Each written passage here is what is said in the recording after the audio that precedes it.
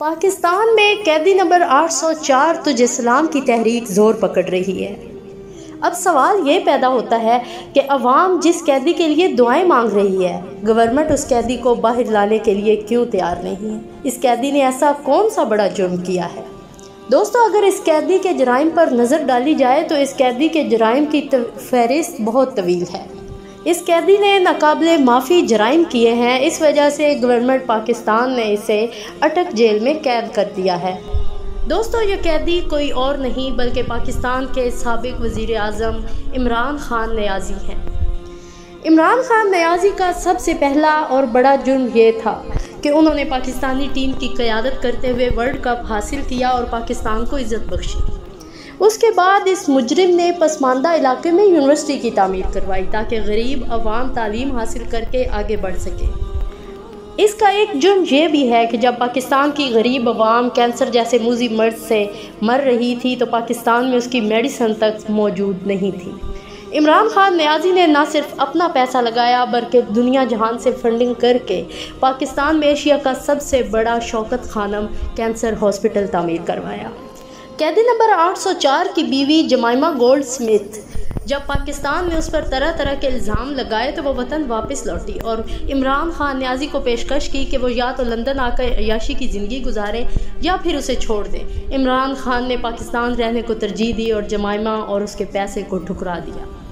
پھر اس قیدی نمبر 804 نے جو سب سے بڑا ظلم اور جرم کا ارتکاب کیا وہ یہ تھا کہ اس نے ہمارے ملک کے مایہ ناز سیاستدانوں کے جرائم سے پردے ہٹا دیے۔ اب بچہ پاکستان کا جانتا ہے کہ کرپٹ پولیٹکس کیا ہے۔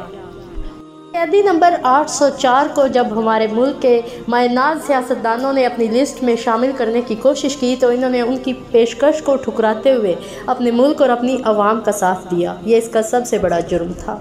اس قیدی نمبر 804 نے پانچواں جرم یہ کیا کہ اس نے اقتدار میں آتے ہی مسلم دنیا کی غیرت جگانے کی کوشش کی کہ اگر مسلمان اتحاد کر لیں تو دنیا کی کوئی طاقت ان کا کچھ نہیں بگاڑ سکتی۔ اس نے حرمت رسول کا مقدمہ اقوام متحدہ میں اٹھایا۔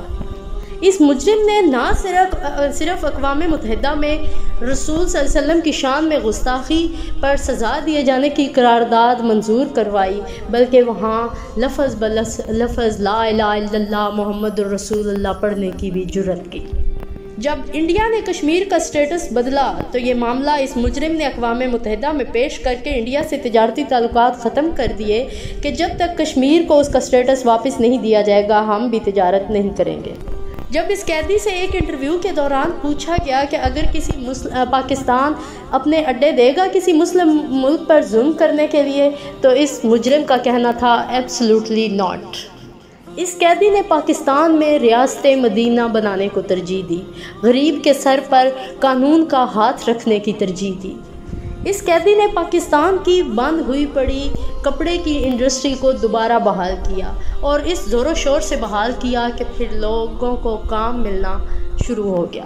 پاکستان کے مایہ ناز سیاستدانوں نے اتوار کے دن رات 12 بجے عدالتیں کھولیں اور اس پر کچھ الزام عائد کر کے اسے اقتدار سے ہٹا دیا۔ اس مجرم نے پاکستان چھوڑنے کے بجائے پاکستان میں رہ کر اپنا مقدمہ لڑنے کو ترجیح دی۔ یہ سارے اتنے بڑے جرائم ہیں جن کی معافی اب قیدی نمبر 804 کو نہیں مل رہی ہے، جبکہ پاکستان کی عوام دعا گو ہے کہ اللہ پاک اسے کامیاب کرے اور ہم سب کی دعائیں اس کے ساتھ ہیں۔